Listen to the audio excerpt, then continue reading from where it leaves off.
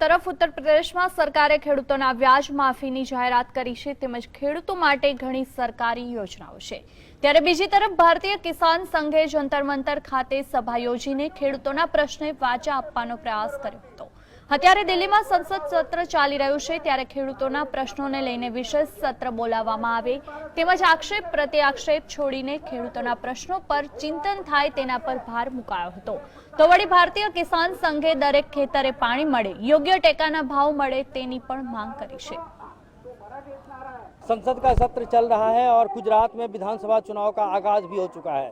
अभी अभी उत्तर प्रदेश सरकार ने और केंद्र सरकार ने मिलकर किसानों के कर्ज माफ किए हैं, फिर भी किसान खुश नहीं हैं। भारतीय किसान संघ के कई नेता दिल्ली या धमके हैं और जंतर मंतर पर अपनी मांग रखने के लिए प्रदर्शन कर रहे हैं। ऐसे में हमारे साथ कुछ गुजरात से आए किसान नेता मौजूद हैं जो भारतीय किसान संघ से जुड़े हैं। मगन भाई पटेल साहब, अभी अभी सरकार ने कर्ज माफ किया है, किसानों में कहा जाता है बीजेपी दावा कर रही है किसानों में खुशी का माहौल है और आप लोग यहाँ प्रदर्शन करने आ धमके हैं।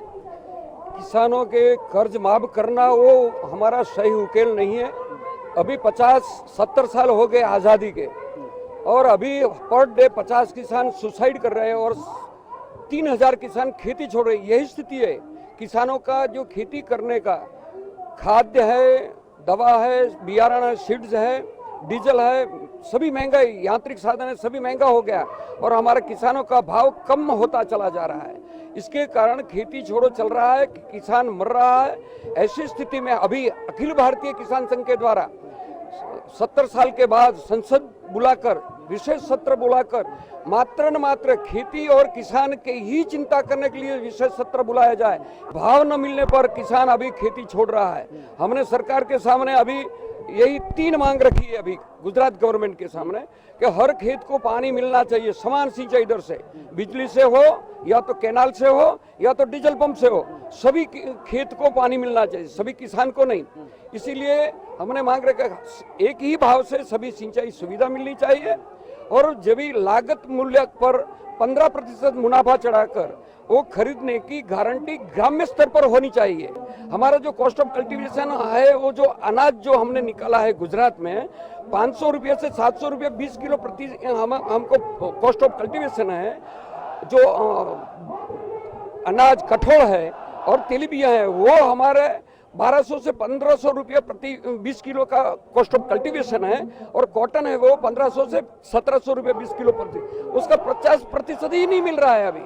और एफएमसी जो है ओवरऑल मार्केटिंग कमीशन, वो तो किसानों का शोषण करने के लिए सरकार ने उसको एक इजारा दे दिया है। एफएमसी तो हमने ना ही कह दिया कि जो वायदा बाजार बन जाए, भाव ज्यादा है तो भी नहीं मिलता है और शॉर्टेज रहता है तो भी वो अंदर अंदर ऐसा षड्यंत्र करते हैं तो किसानों को कभी भी भाव नहीं मिलता है। तो सरकार को हमने कभी कहीं से कब से कहते हैं कि एफएमसी बंद करो। अभी कृषि पाक बीमा है वो भी मर्जियात होना चाहिए, वो उसका उकेल नहीं है। किसानों को वो जब भी नुकसान होता है तो सही किसानों को जो नुकसान होता है उसको दे ही नहीं पाते है सरकार, और जो झूठ मूठ करता है ऐसे कई किसानों को ही मिल जाता है, वो उकेल नहीं है। इसीलिए हमने ये सभी मांग को लेकर मात्र 3 मांग के पूरे भारतवर्ष के किसानों को करे। हर खेत को पानी को सिंचाई समान सिंचाई दर से दे, उसका कॉस्ट ऑफ कल्टीवेशन पर 15% मुनाफा करके उसकी ग्राम्य स्तर पर व्यवस्था खरीदने की व्यवस्था की जाए और खेती बेलन करने वालों से परिबलों से मुक्ति दिलाई जाए। ये 3 ही बात हमारे भारत के सभी किसानों को एक ही होना चाहिए। हमने न तो किसानों की सब्सिडी चाहिए, न तो हमको कोई इंश्योरेंस चाहिए, न तो कोई अन्य सुविधा चाहिए। थैंक यू सर, हमसे बात करने के लिए। ये थे गुजरात से किसान नेता मगन भाई पटेल जो कि हमसे बात कर रहे थे किसानों की समस्या को लेकर। राजेश कुमार सिंह, GSTV, दिल्ली।